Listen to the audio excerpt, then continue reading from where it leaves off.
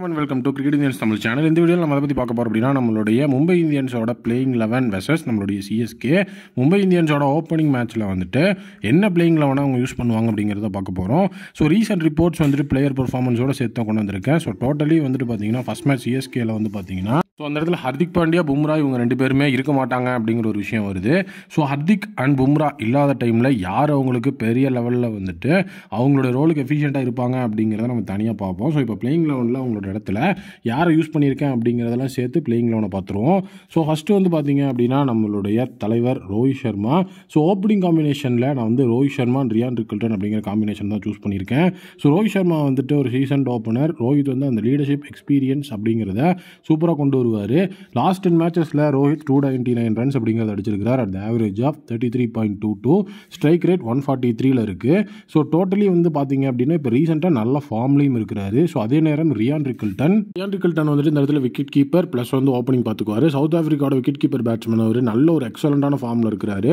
So ரோஹித்தோட ஓப்பனிங்க்கு கண்டிப்பாக அவர் தான் வந்து பெர்ஃபெக்ட் ஃபிட்டாக இருக்காரு. ஸோ நல்ல ஒரு ரீசன்ட் பர்ஃபார்மன்ஸ் அப்படிங்கிறதையும் கொடுத்துட்டு இருக்காரு. இம்ப்ரெசிவான பிளேயர், ஒரு வேல்யூபிள் அசர்ட்டாக கண்டிப்பாக டீமில் இருப்பார். நெக்ஸ்ட் அந்த ஒன் டவுன் பேட்ஸ்மேன் அப்படிங்கிற அந்த ஒரு ஆப்ஷன் இருக்குது. ஸோ ஒன் டவுன் பேட்டிங்கில் எனக்கு தெரிஞ்ச இந்த தடவை வந்துட்டு திலக் வர்மா தான் வருவார்னு நினைக்கிறேன். நல்ல ஒரு ப்ராமிசிங்கான யங் டேலண்டான ஒரு batsman. Consistency in middle order காமிச்சிருக்கிறாரு. இன்னிங்ஸ் ஆங்கர் பண்ணுறதுக்கு நல்ல ஒரு எபிலிட்டி இருக்குது. ஸோ கண்டிப்பாக நம்பர் 3 பொசிஷனில் வந்து பார்த்தீங்க அப்படின்னா ஒரு க்ரூஷியல் பிளேயராக இந்த தடவை வந்து மும்பை இந்தியன்ஸுக்கு திலக் வர்மா இருக்கிறதுக்கு வாய்ப்பு இருக்குது. நான் ஏன் வந்துட்டு இவ்வளோ இதாக சொல்கிறேன் அப்படின்னா திலக் வர்மாவுக்கு வந்து சூரியகுமார் யாதவ் தான் இன்டர்நேஷ்னல் லெவல்லேயே அவருடைய அந்த ஒன் டவுன் ஸ்பாட்டை கொடுத்து எஃபிஷியண்ட்டாக வந்து மேட்ச் பண்ணார். ஸோ அப்படி இருக்கும்போது ஸோ ரொம்பவே வந்து சூப்பராக வந்து பார்த்தீங்கன்னா ஐபிஎல்லையும் அதே விஷயத்தை ஸ்கை பண்ணுறதுக்கு வாய்ப்பு இருக்குது. ஸோ அதுக்கப்புறம் அவர் ஒன் டவுனில் வந்தார்னா நம்பர் 4ல் ஸ்கை வருவார். ஏன்னா ஸ்கையை வந்து பார்த்தீங்கன்னா அக்ரெசிவ் பேட்டிங் ஸ்டைலு. 345 ரன் கடைசி 10 மேட்ச்சில் அடிச்சிருக்கிறார். 38 ஆவரேஜில் 169 ஸ்ட்ரைக் ரேட்டு. ஸோ எம்ஐயோட மிடில் ஆர்டர் வைட்டெல்லாம் இருக்கணும் அப்படின்னா அவருடைய ஃபார்ம் ரொம்ப குரூஷியல். ஸோ இன்டர்நேஷனல் இப்போ ஒரு ஃபார்மில் இல்லைன்னு பேசிகிட்டு இருக்காங்க. இந்த தடவை வந்துட்டு ஐபிஎல் அப்படின்னு வரும்போது அவருடைய ஃபார்மை கண்டிப்பாக ஒரு மீட் எடுத்துகிட்டு வருவாருங்கிற நம்பிக்கை நிறைய பேருக்கு இருக்குது. அந்த நம்பிக்கை எனக்குமே இருக்குது. திலக் அண்ட் சூரியகுமார் யாதவ் மிடில் ஆர்டரில் ரெண்டு பேருமே எஃபெக்டிவ் தான். ஸோ அடுத்தது வந்து பார்த்தீங்க அப்படின்னா நம்ம வந்து இது வரைக்கும் ஒரு ஓவர்சீஸ் பிளேயர் ரியான் ரிக்கில்டனை மட்டும் தான் யூஸ் பண்ணியிருக்கோம். செகண்ட் ஓவர்சீஸ் பிளேயரான இந்த இடத்துல வில் ஜாக்ஸ் எடுத்துகிட்டு வந்திருக்கேன். ஒரு நல்ல ஒரு overseas allrounder. So Will Jacks வந்து பார்த்தீங்க அப்படின்னா நமக்கு ஃப்ளெக்சிபிலிட்டியை கொடுப்பாரு. Plus both batting and bowling, off spin bowling அப்படிங்கிறது போடுவார். ஸோ இவரோட இன்க்ளூஷன் வந்து பார்த்தீங்கன்னா அந்த பேட்டிங் பவுலிங்னு ரெண்டு டிபார்ட்மெண்ட்லையுமே நமக்கு ஒரு டெப்த்தை கொடுக்கும். ஸோ கண்டிப்பாக வந்துட்டு வில் ஜாக்ஸ் பிளேயிங் 11ல் இருக்க வேணும் அப்படிங்கிறது வந்துட்டு ஒரு மிகப்பெரிய லெவலில் நான் சொல்கிறேன். ஏன்னா ஆர்சிபிக்கும் வந்து பார்த்தீங்கன்னா மிடில் ஆர்டர் அப்படிங்கிற அந்த ஒரு இடத்துல தான் ஆடி இருந்தார். ஸோ அப்படி இருக்கும்போது ஸோ கண்டிப்பாக வந்துட்டு வில் ஜாக்ஸ் ஒரு எஃபிஷியண்ட்டான பிளேயராக இருப்பார்.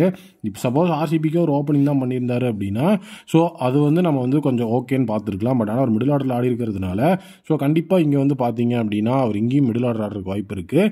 ஸோ நெக்ஸ்ட் வந்து பார்த்தீங்கன்னா நமந்தீர். ஸோ நல்ல ஒரு டைனமிக்கான பேட்ஸ்மேன். நமந்தீரை வந்துட்டு அவங்க வந்து ஆர்டிஎம் பண்ணாங்க. ஸோ ஒரு சூப்பரான ஒரு பேட்ஸ்மேன் அவர். ஸோ அதே நேரம் அவர் வந்து பார்த்தீங்கன்னா ஒரு part time allrounder. Lower down ஆர்டரில் வந்து பார்த்தீங்கன்னா நல்ல ஒரு ஃபயர் பவர் ஆட் பண்ணணும் அப்படின்னா நமந்தீர் எஃபிஷியண்ட்டாக இருப்பார். ஸோ நல்ல ஒரு நோட்டபுளான பர்ஃபார்மன்ஸ், ஒரு நோட்வர்த்தியான பர்ஃபார்மன்ஸ் கொடுத்துருக்காரு.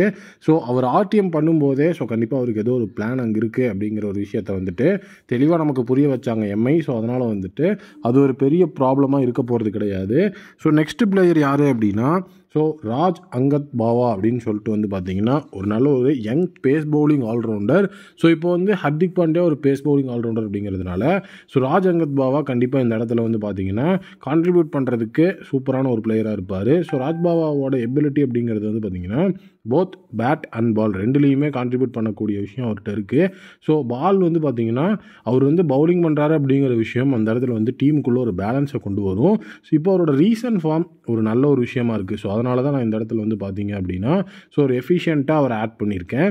ஸோ நெக்ஸ்ட்டு தேர்ட் ஓவர்சீஸ் பிளேயரில் நான் மிச்சல் சாண்ட்னர் எடுத்துகிட்டு வந்திருக்கேன். சாண்ட்னரை பொறுத்த வரைக்கும் இப்போ சாம்பியன்ஸ் ட்ராஃபியில் கூட அவர் நல்ல ஃபார்மில் தான் இருந்திருந்தார். நல்ல ஒரு எக்ஸ்பீரியன்ஸ்டான நியூசிலாண்டோட ஸ்பின்னர்.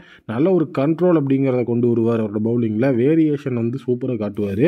ஸோ அவரோட வேரியேஷன்ஸு ஸோ அந்த இடத்துல வந்துட்டு அவர் இருக்கிற டீமோட பவுலிங் அட்டாக் அப்படிங்கிறத ஸ்ட்ராங்காக காட்டும்.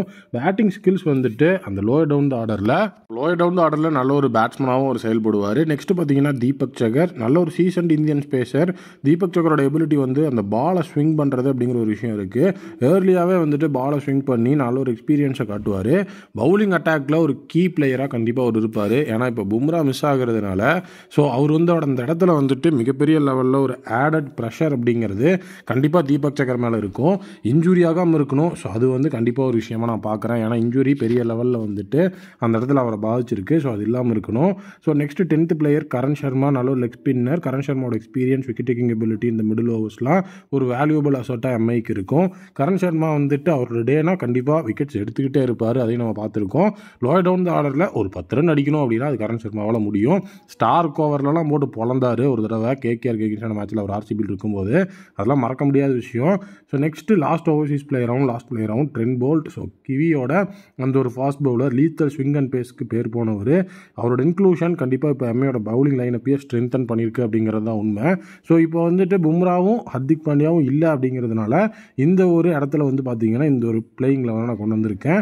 ஸோ சாண்ட்னர், வில் ஜாக்ஸ்லாம் வந்து பார்த்தீங்க அப்படின்னா உள்ள ஆட் ஆகிருக்கிறது ஒரு ஆல்ரவுண்டர் எஃபெக்டிவான ஒரு எம்ஐ டீமாக இருக்கணும் அப்படிங்கிறதுக்காக தான். ஸோ கண்டிப்பாக வந்துட்டு பார்த்தீங்கன்னா pace attacker Chahar and Boult தான் வந்து லீட் பண்ணணும் அப்படிங்கிறது இருக்குது. ஸோ இந்த இடத்துல வந்து இம்பாக்ட் பிளேயர் அப்படிங்கிற அந்த விஷயத்தில் வந்து அர்ஜுன் டெண்டுல்கர் எல்லாம் வைப்பாங்க. பட் மெஜாரிட்டி இந்த பிளேயிங் 11 ரொம்ப எஃபெக்டிவாக இருக்கும்னு நினைக்கிறேன். நீங்கள் என்ன நினைக்கிறீங்கன்னு சொல்லுங்கள்.